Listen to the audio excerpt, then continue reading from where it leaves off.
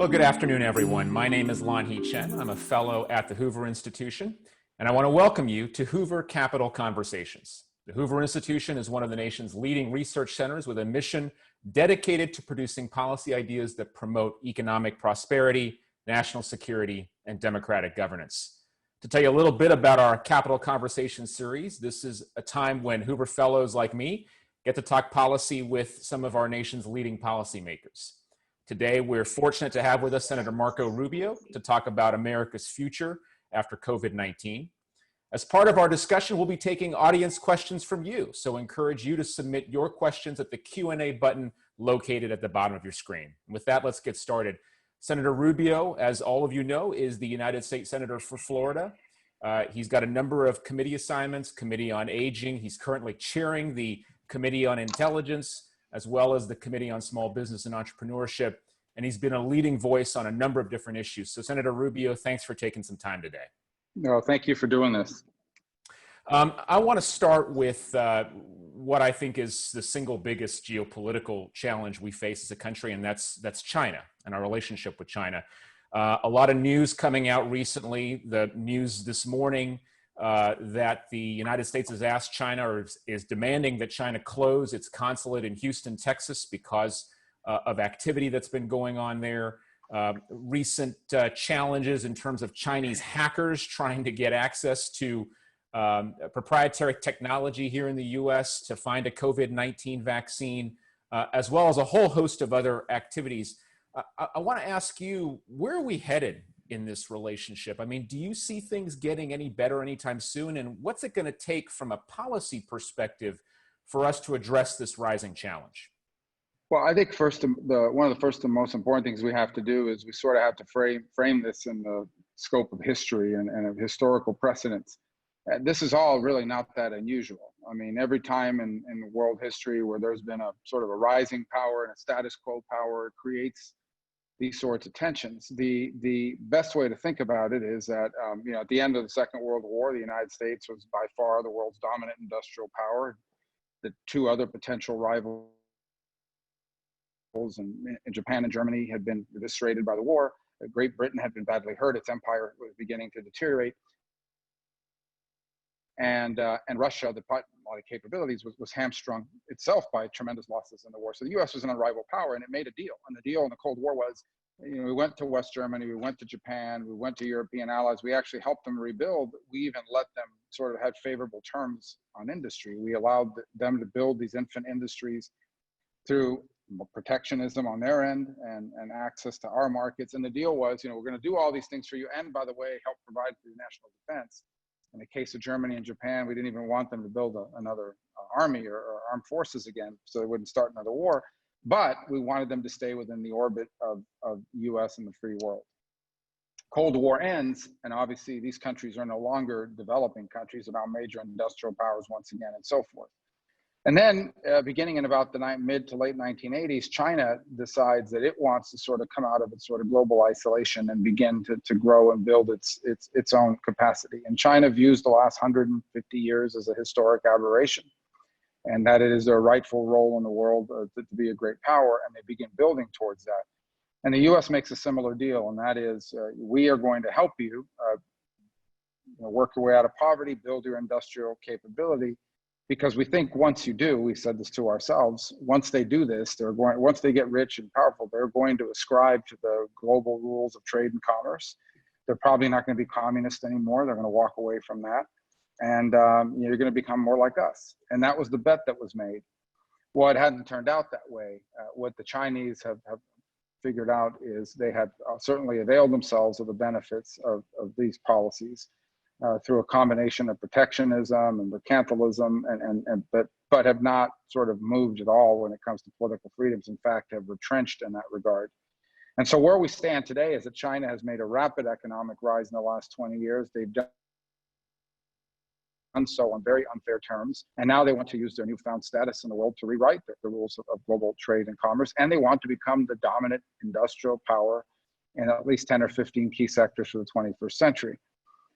The United States sort of made this calculation that it was okay for us to let industries go abroad and leave because A, our consumers would benefit from lower prices, and B, It doesn't really matter where it's made.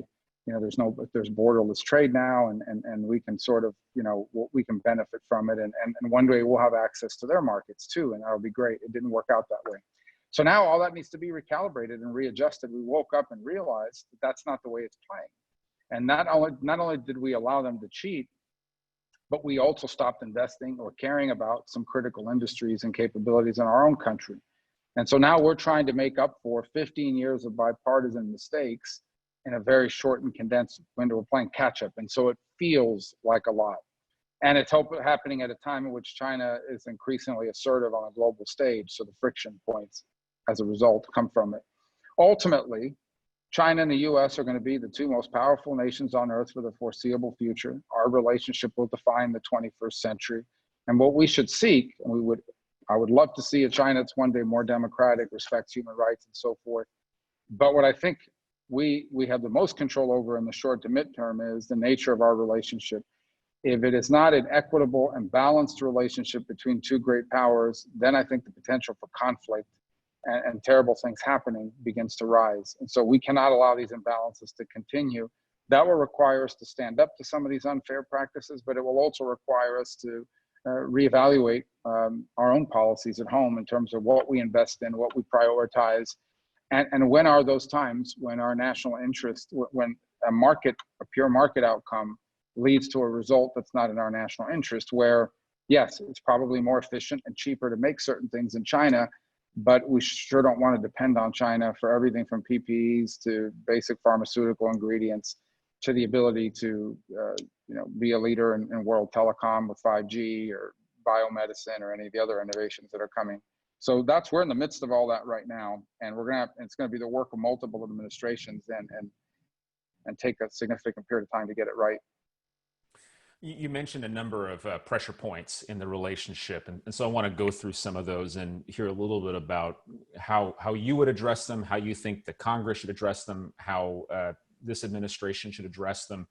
The first is the situation involving human rights violations and the Uyghur population in Western China. This is something I think has not been covered nearly enough here in the US. We've heard about it now increasingly from foreign media sources in particular, and the Congress has taken some action on this. What more needs to be done to address this? I mean, how do we press forward on this issue when it's clear the Chinese have no interest at all in talking about their treatment of this minority group? Well, I can tell you this, though, they do care about their global reputation. They do care about global perceptions. I think that the revelations about what's happening with the Uyghur population in Xinjiang has damaged their global image tremendously. I think it's made it very difficult for many in Europe, as an example, to turn a blind eye. I think it increasingly puts pressure on the Muslim world to speak out more forcefully about these extraordinary abuses. So I think it comes in 3 points. Number one is we can't allow these sort of practices to be going on in the world and us to be silent about it. So just from a moral standpoint, I think that's something our country needs to be pretty clear on. I think geopolitically, it's also something that I think the rest of the world needs to speak out on, but they're not going to do it unless we don't do it first, because many of these countries, can't sustain sort of the diplomatic or economic blowback that comes from speaking out. And the third is that the hope is that sort of pressure will temper that behavior at some point, that they'll recalibrate the cost versus the benefits of this strategy. It's a horrifying situation, and the notion that there might be American or Western companies benefiting from forced labor as a result of it is equally horrifying. The notion that we could actually be using things in our daily lives that we had no idea were made by someone working under the force and compelled to be there doing it is something that horrifies all of us. As we recently saw a report that some of the protective medical equipment that people are using was probably built in a factory that the government provided with forced labor. So I think that there's no easy answer to stop it, but it's something we certainly can't be silent on, and it is having an impact on China's ability to influence events in other countries and how other countries treat them and the other abuses that they're carrying out in different places. Well, another pressure point that straddles the line between human rights and economics is Hong Kong and what's going on in Hong Kong with the passage of the new national security law there that I think eviscerates this one country, two systems promise that China made, many years ago. Talk a little bit about the reaction to that. Here too, Congress has acted, the administration has acted. Is there more that we need to say or do there? And then the other issue is, a lot of Hong Kong was this sort of commercial base, commercial hub for East Asia. A lot of that stuff now seems to be moving to other places. Is Hong Kong ever going to be the same place again that it was, let's say, 10, 15 years ago? I don't think it can be, unfortunately, for a couple of reasons. The first is one of the things that gave Hong Kong benefit. It was not just the status economically, but the notion that if you had a commercial dispute, you would go to a court who would adjudicate it fairly and non-politically. Now, with this sort of takeover of the judiciary, there is growing doubts, and there should be among companies, that if they get into a commercial dispute with a mainland Chinese company or a company linked to the mainland, they're not going to be treated fairly in courts, and the contracts are not going to be adjudicated fairly. There's also the personal concerns, right? If you said something anywhere in the world, according to this law, the way it's being defined, you can be arrested. So theoretically, I could travel to Hong Kong, although now I'm banned, but I could travel to Hong Kong and they could arrest me for some tweet I put out while sitting in my living room in Miami, Florida, criticizing China. So I think that's going to scare off a lot of people as well. And it's hard to imagine how it goes back to what it was under these conditions. And I think the Chinese really calculated, and this is why this is so important. I think they thought that people would complain, but they'd get over it. That they sort of accept it. What are we going to do and move on? I think they have to be shocked by how strong the response has been from different places. And I also think that's influential in their thinking, because what's next on the domino scale is Taiwan. I mean, what they're doing in Hong Kong today is what they eventually intend to do with Taiwan, and that is force it into some arrangement for reunification, and then ultimately come back when the time is right and absorb them right into the same system of government. Is there a particular policy prescription on Taiwan that you think we should be following? I know you've spoken very clearly on this. A number of your colleagues in the Senate have been very clear about the need to support Taiwan. Is there more that needs to be happening there? Yeah, three things. The first is I think there are individuals who are individually persecuted, and I hope our country will provide them what we've always provided people in those circumstances, and that's asylum.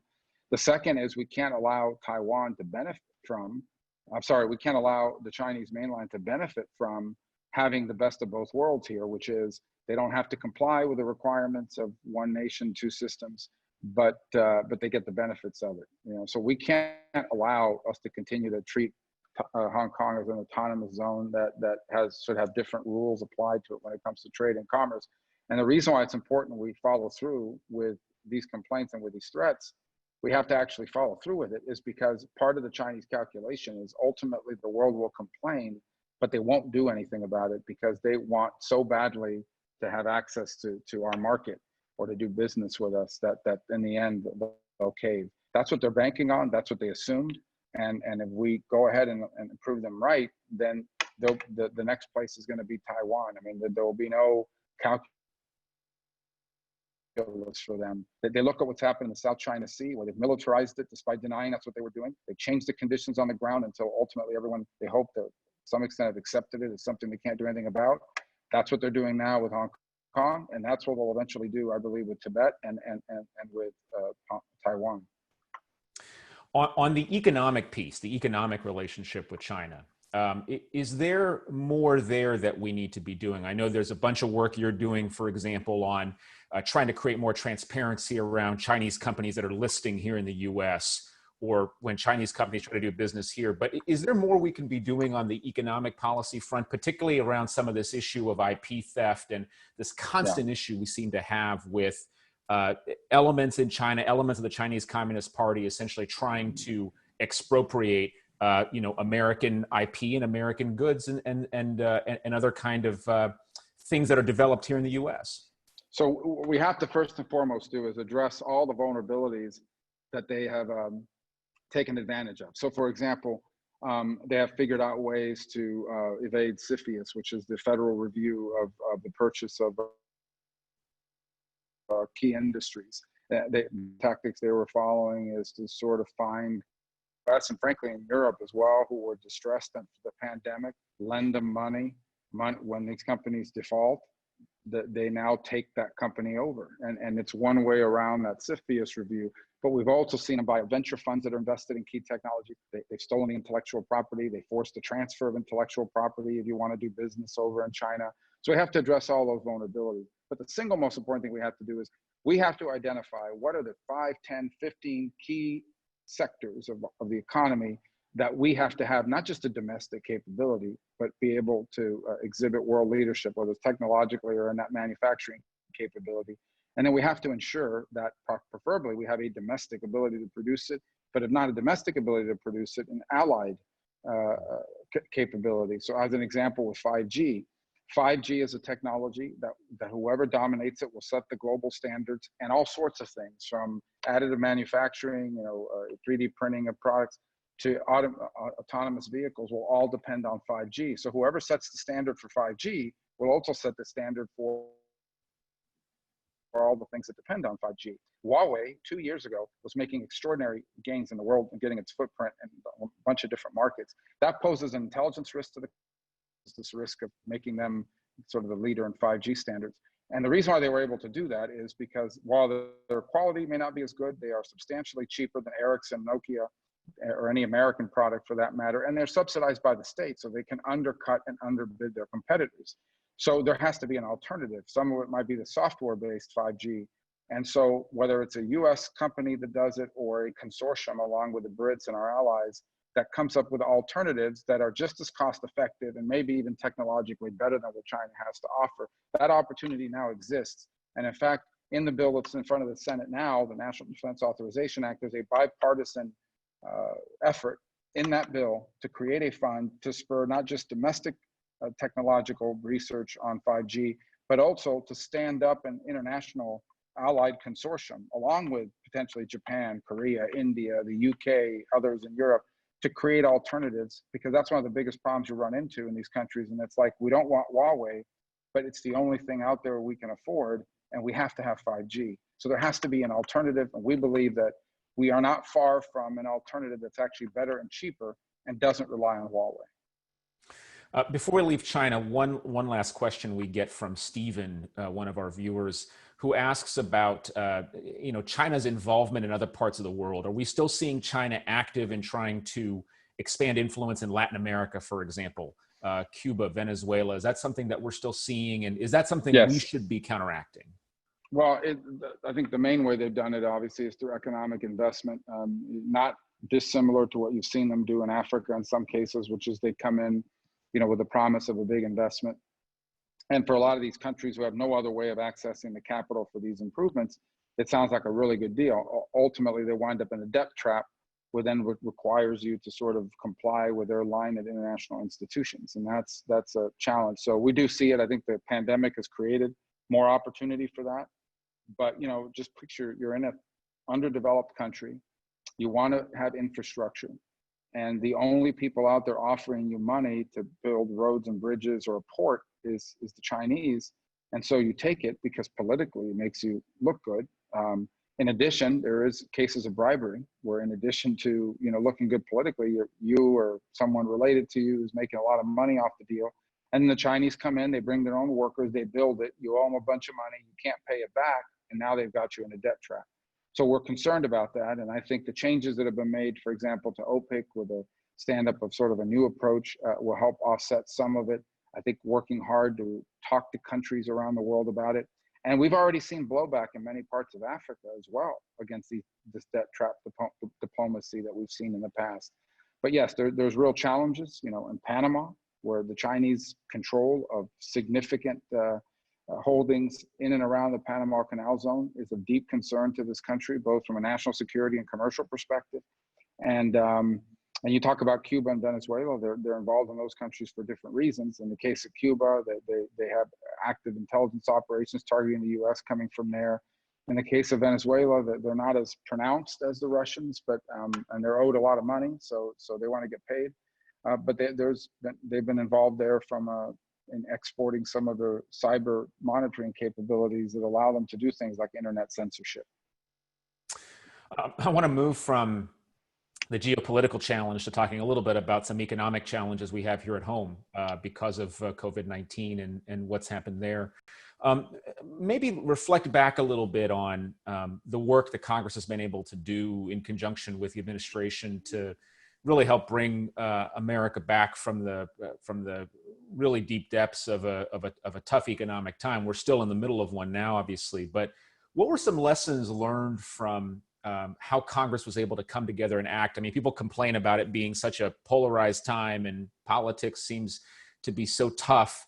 Yet, you and your colleagues were able to come together and get some things done, including the Paycheck Protection Program, which we'll talk a little bit more about in a second. But what do you think made that possible? And what are some lessons we can learn from that episode? Well, I think that just the magnitude of the crisis, the fact that it wasn't regional, it was national, sort of the moment in which we lived, in which you were, staring into the great unknown and understood that what a challenge that posed.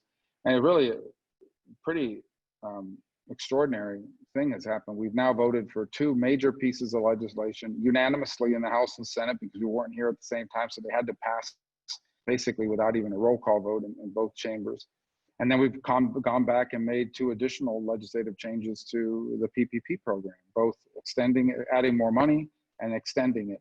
And all of those things required, passage in the Senate by almost a unanimous vote, and then in the House by voice vote. So those are pretty extraordinary achievement. And I think what drove it, frankly, is just the dire circumstances that we faced. It's a tough position to be in. I'm a Republican. I care about the debt. These are not things that I would ever support for the most part in normal times. I think the big challenge we face just on the pandemic is there's two things happening here. The first is a lot of the economic downturn we're seeing is not the result of bad business decisions or reckless, moral hazards and, recklessness on the part of the business community. And now they're coming to government to bail them out. The government's basically telling you can't open. And if you do open, you have to operate under certain constraints. And even if they're not telling you that, they're telling your customers that. So even if you allow a place to open, you're also telling people not to go out. So in many ways, it's actually probably very similar to a taking. And a government has a right to deny you your property, to take your property from you, but they have to compensate you for it. So the way I view a lot of this is the reason why these businesses are going through difficult times is because of government regulations being put in place for a public good. But there is an obligation, if you're going to do that, to compensate for it. The second reality of it is some of these things that are happening, if unaddressed, will create structural damage to the economy and to our labor markets that will take us a decade to recover from. And make it even harder to pay down the debt, make it even harder to move forward. And of course, the pandemic, which is a big deal in and of itself, is happening already in a moment of extraordinary economic realignment, of which we've had about 3 or 4 periods of economic realignments in American history, and they've all been followed 20 or 30 years later by political adjustments. It takes government about 2.5 decades to catch up to the changes in our economy. Changes that displaced workers, that wiped out some industries, created new ones. That always creates cultural and social friction. So that was already happening. And then you put the pandemic, which exacerbates.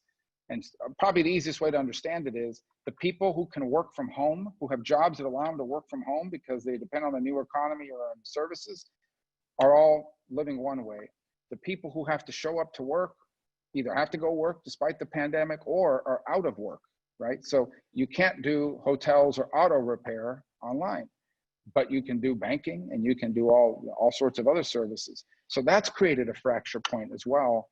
And then just the regular disruptions, graduating class of seniors from colleges that have no labor market to enter into and what the impact of that's going to mean long term. So all of those things, it's a pandemic that happens to exacerbate pre-existing tensions that were happening because of this economic sort of realignment that we're living through.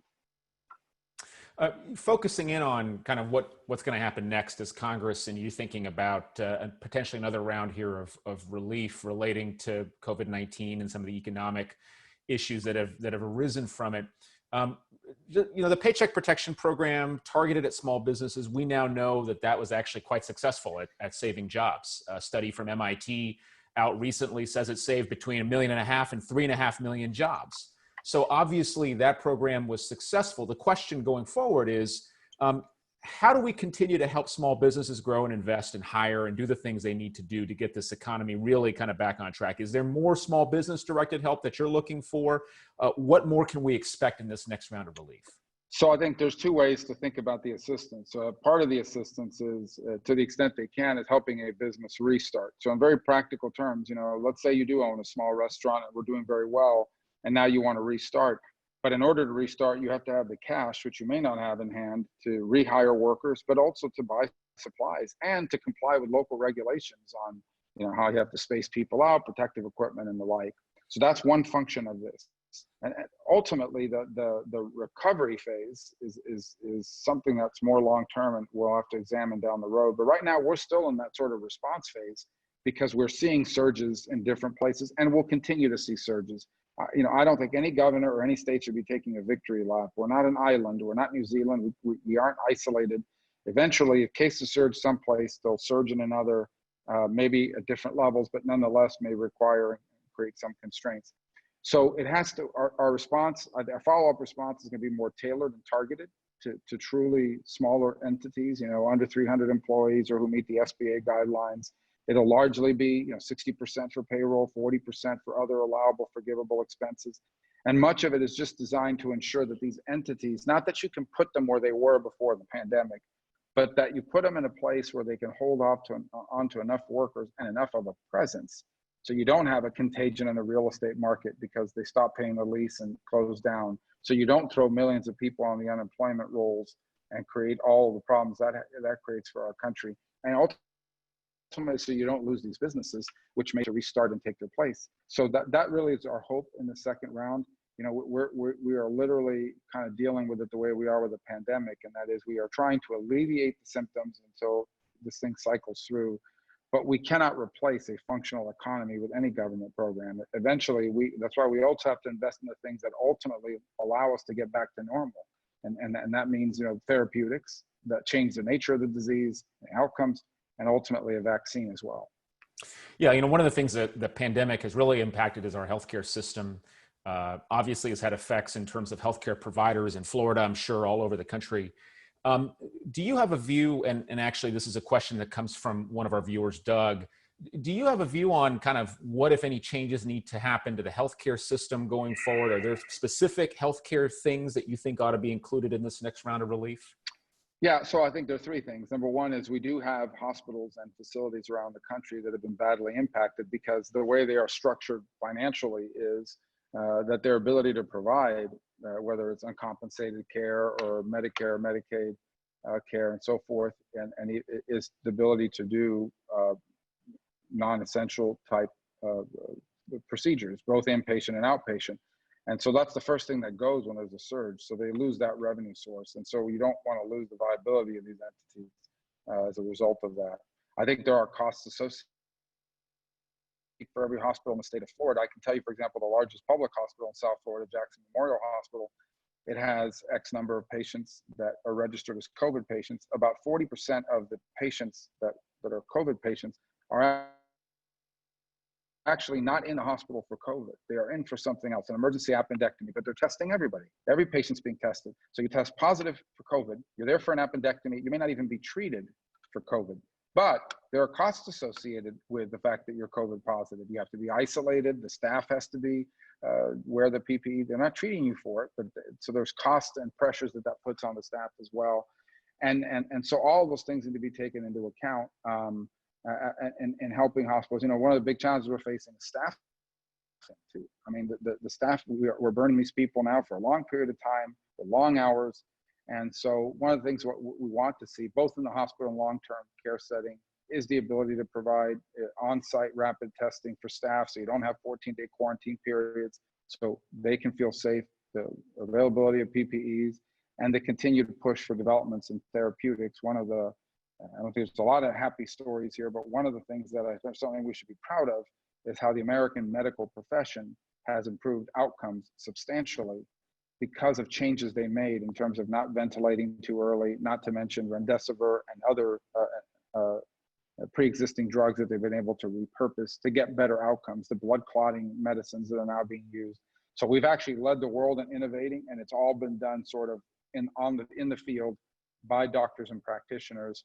And those are best practices that are being adopted in other parts of the world. We have to continue to support that. And ultimately, I mean, one of the best things we can do for the healthcare system in our country is do what we need to do in our own lives to ensure that we can control community spread, because, you know, the more people are infected, the more high risk people are going to get infected, the more of them will wind up in the hospital, the more stress you end up putting on those systems.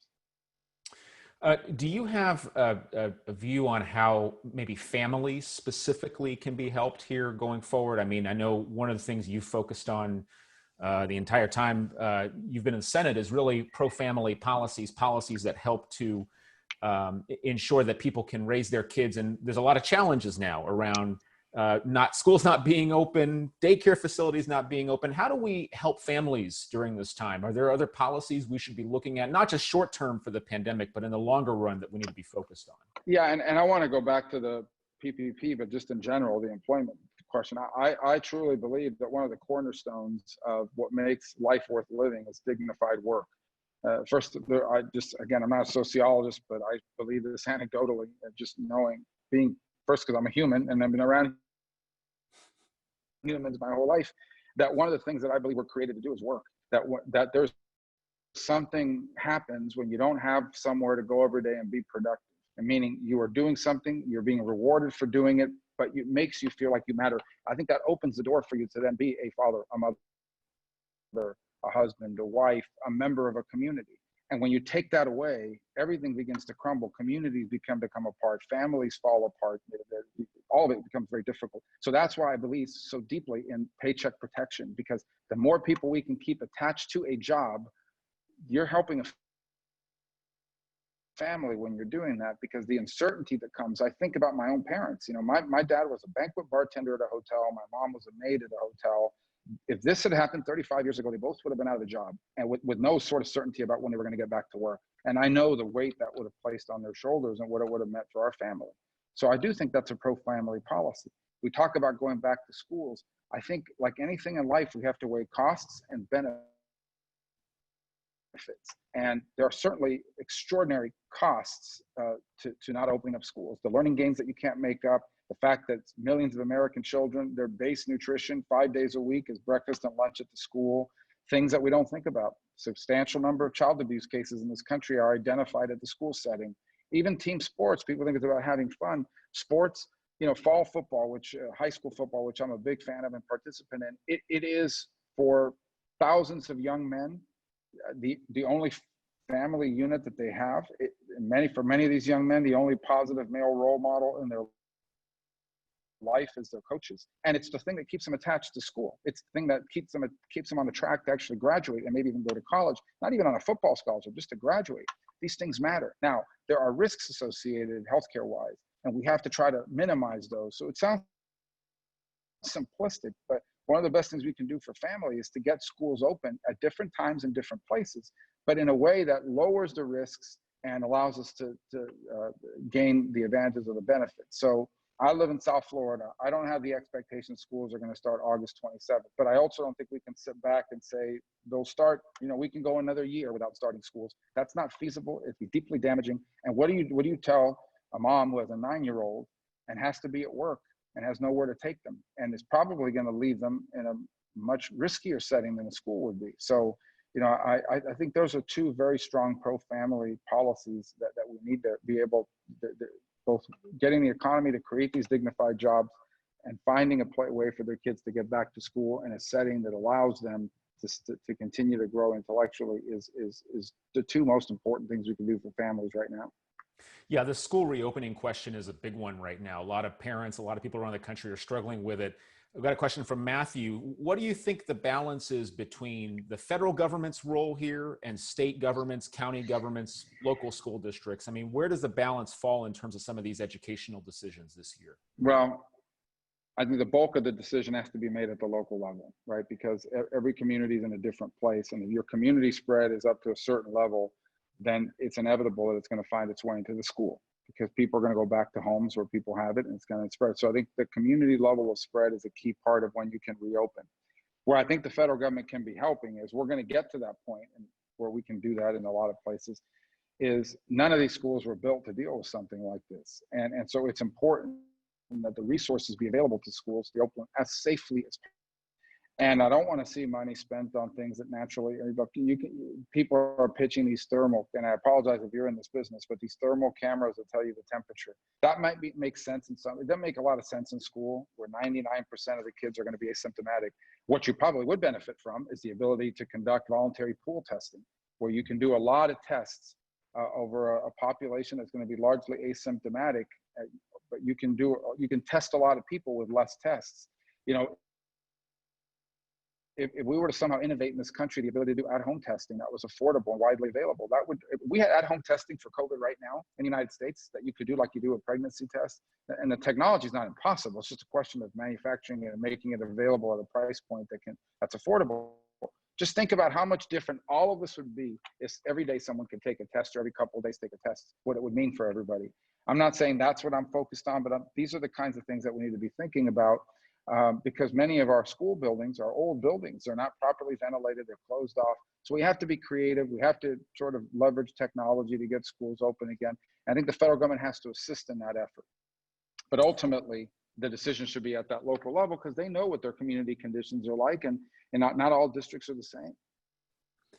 Do you worry at all about, we talked about this a little bit earlier, but you know, we're doing all of this economic support because we're in the middle of a crisis. We have to. There are deficit implications here, and there are implications in terms of what's happening going forward.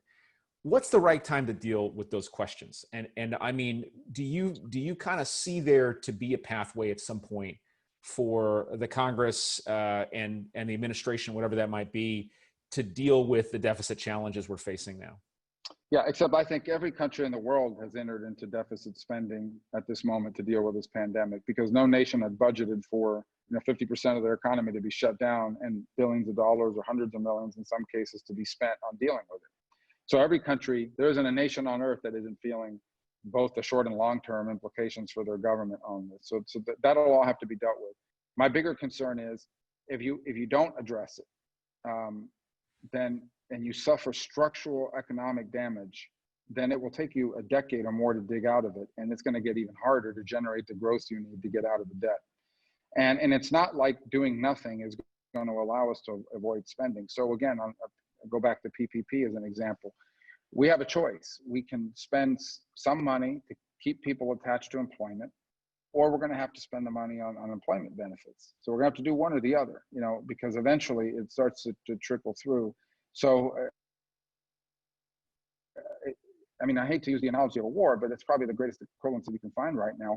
In a time of conflict or national emergency, this nation's always had to deficit spend. In the Civil War, it had to do it. In World War II, it had to do it. I don't know for sure, but I imagine World War I as well. You don't want to do it, but you have no choice, because if you lose the war, there won't be your debt to worry about. And I think we're in that situation now. So I'm not talking about recklessness. I'm not saying here spend on unrelated matters.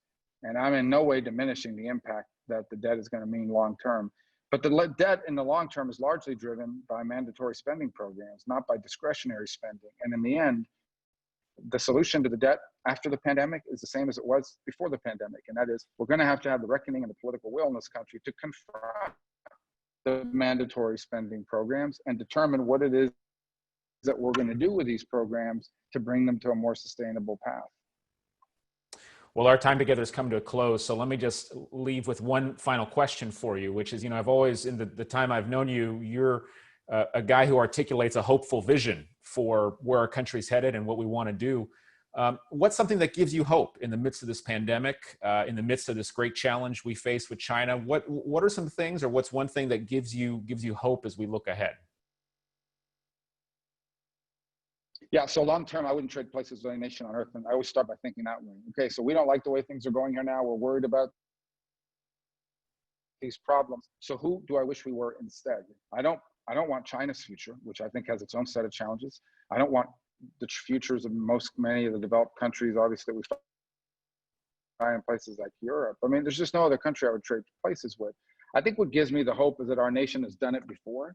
That we have worked through moments like this. Frankly, I know times now appear really bad with the divisions in our society. I would argue that 1968 was a more divisive year than 20 is, despite what you're seeing on television on a daily basis. I know this pandemic is very serious. You know, we fought a world war that disrupted daily life in this country for over 4.5 years and came out victorious. So I think this country and our people still have what it takes to do those things. And I believe that we will. I really do, because I think this is a nation that constantly reinvents itself because we're a vibrant nation. We are literally the descendants of go-getters. Every person in America can track their lineage back to someone who either came here from somewhere else because they refused to accept the limitations placed upon them in the old country, or were brought here against their will as slaves and overcame a horrifying institution to stake their claim in the American dream and the discrimination that even followed the end of slavery. That's who we are. We're go-getters, and that's still in it. That's who we descend from as a people. And I think that plays out time and again. So it's going to be messy. It's going to be loud. It's going to be chaotic. At times it's going to appear hopeless, but that's the way we've always worked through our troubles. And I believe we will again. You know, we don't spend enough time catching people doing the right thing. There are a lot of people on a daily basis out there doing the right thing. There are millions of people every single day keeping an eye on their elderly neighbor who lives alone, making masks at home to donate to volunteers, sending food to the local hospital to feed nurses and doctors because they know they're working hard. These things just aren't written about. We don't hear about it, but it's happening every single day. And somewhere in America right now, there are thousands of people who are looking at all these things that are happening and from it, learning lessons during the pandemic and creating opportunities to reinvent the way we do business and the way we work. That's going to create a whole host of opportunities that we haven't even envisioned yet. And we're a country that gives you the freedom and encourages that sort of attitude. That's where I think we're going to wind up. It's just going to be a rough ride because it always is. You know, we are a rock and roll kind of place. So we're not a calm place, but we get there. Well, thank you, Senator Rubio, for that hopeful note. Thanks for taking some time. I know things are super busy for you, so really appreciate you taking some time to have this conversation on issues that I know a lot of Americans are thinking about. Before we let everyone go, just want to remind people our next Capitol Conversation is going to be a week from today, July 29th at 1:30 p.m. Pacific, 4:30 p.m. Eastern, with Senator Tom Cotton and my colleague, Senior Fellow Victor Davis Hanson. They'll be discussing American challenges abroad at a time of plague, protest, and panic at home. You can learn more about the series at hoover.org/Capitol Conversations. With that, I want to thank all of you for joining us today. Thank you again to Senator Rubio, and I hope you'll tune in next time. Have a great day.